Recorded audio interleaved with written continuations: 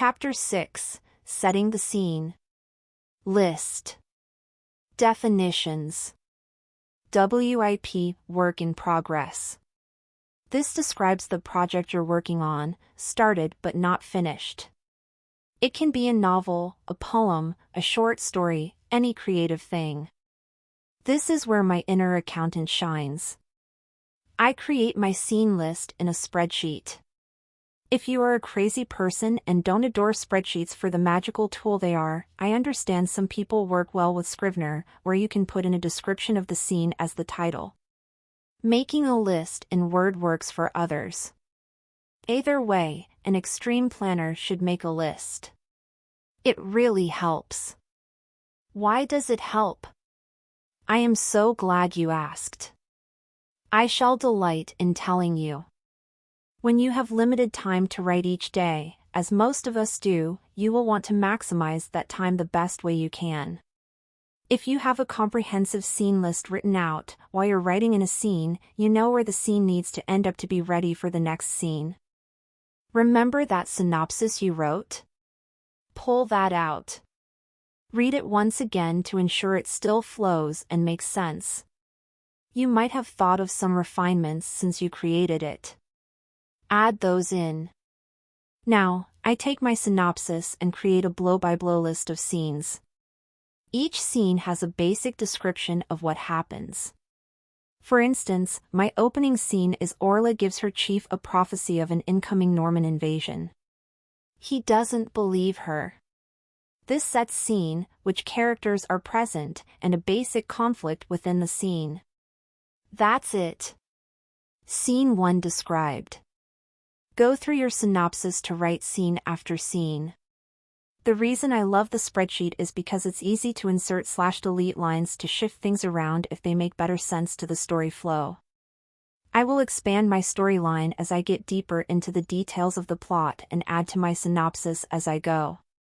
Some people enjoy using software like Scrivener for this portion. I've tried Scrivener and it works fine, but I prefer Excel. Scrivener has issues with destroying formatting that I find annoying. But it works for others, and it is easier to move the entire scenes around when you can find them more easily. Use the tools which work best with your own flow habits. As the scene list is created, it ebbs and flows, in conjunction with the synopsis. This, to me, is the most creative part of the planning. Novel size. Novelette, 7,500 to 17,500 words. Novella, 17,500 to 40,000 words. Novel, 40,000 to 120,000 words. Supernovel, 120,000 plus words. Some genres have a common word count range.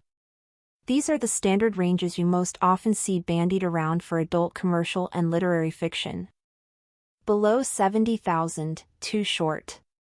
70,000, 79,999, might be too short, probably all right. 80,000, 89,999, totally cool. 90,000, 99,999, generally safe. 100,000, 109,999, might be too long, probably all right. 110,000 or above too long. Now, despite all the above constraints, the first draft does not need to be within those ranges. Lots happens during the editing process, so write your first draft as long as it needs to be to tell the story. Worry about market constraints later. For instance, romance novels tend to be around 50k 70k words, while epic fantasies tend to be over 100k due to all the world building. Chick lit tends to be about 70-75k. Scenes. I like to picture my scenes like a movie in my head, blocking out who is where, what they're doing, what the area around them looks, smells, and sounds like. Who is angry? Who is depressed?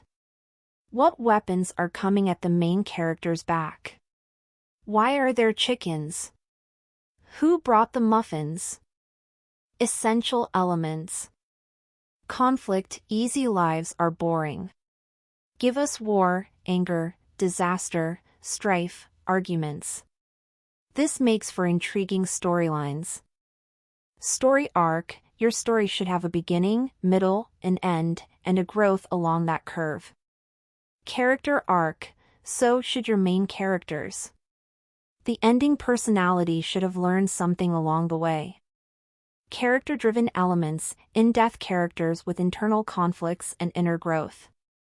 Action-driven story elements, usually action-packed stories, lots of external conflicts that force your character to react.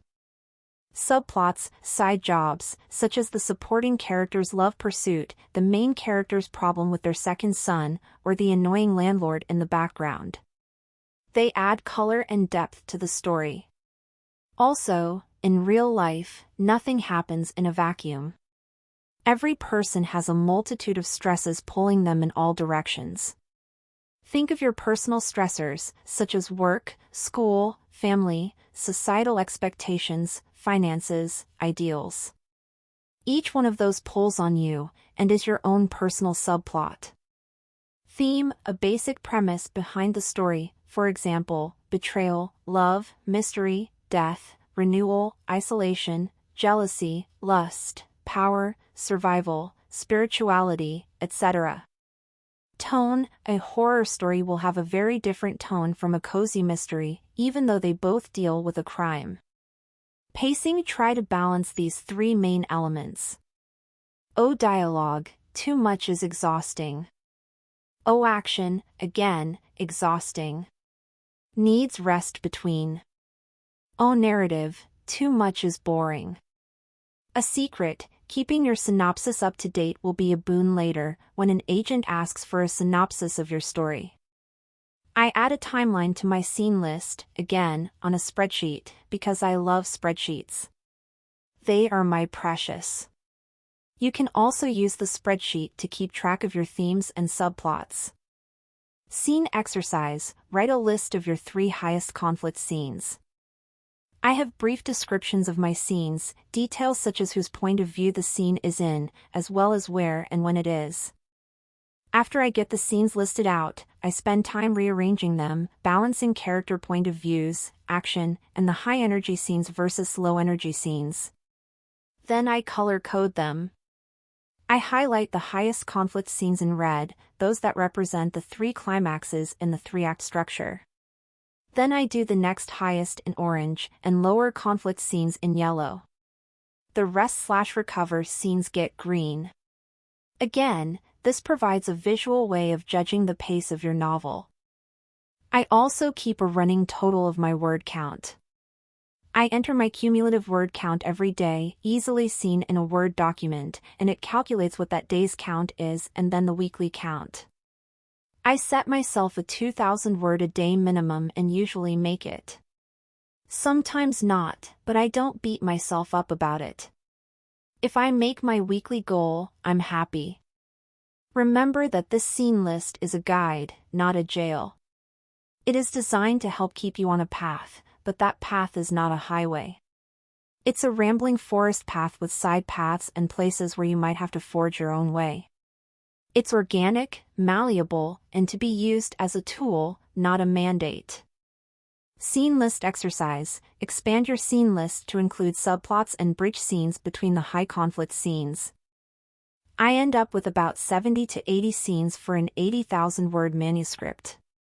Because I delight in statistics, my scene length usually ends up around 1,000 to 1,100 words. I consider that to be on the short side, so whenever I go over that amount, I'm happier. However, we're still creating the scene list, so I'll come back to that later.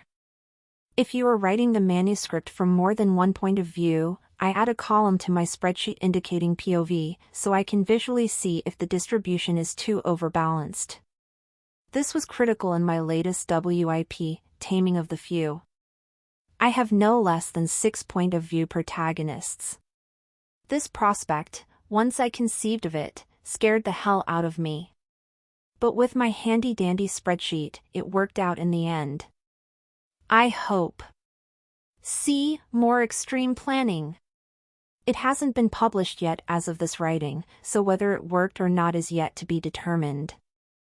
I might do some more spot research here and there, add a few more subplots, side characters, or maybe combine a few. It takes a few drafts for me to figure out all the convolutions. I wrote up my scene list with point of view, timeline, and places.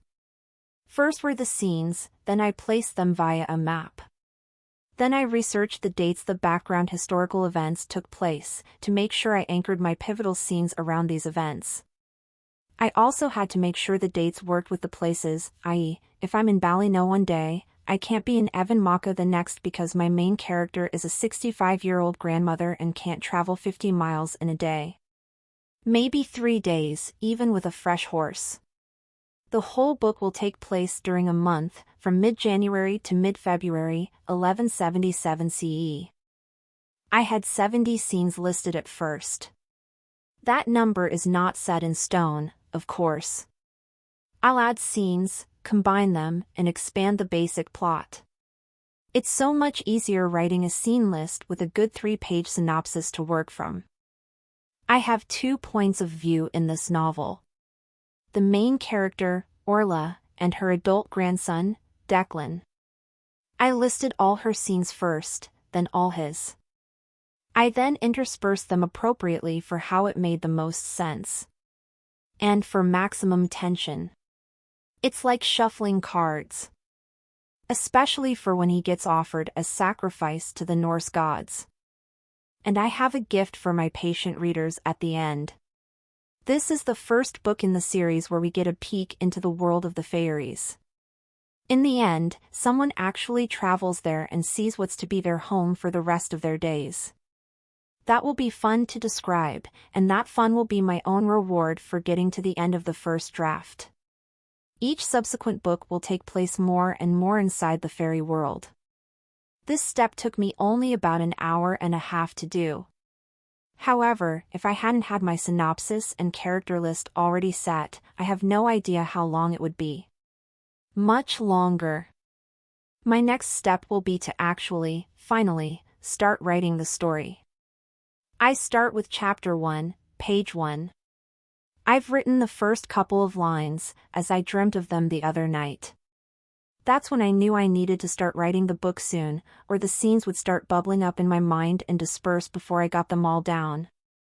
Organization exercise: reorganize your scene lists to balance them between high and low conflict, point of view characters, and the structure as a whole as per your synopsis. Color code them, and enjoy the beauty of extreme planning in all its glory.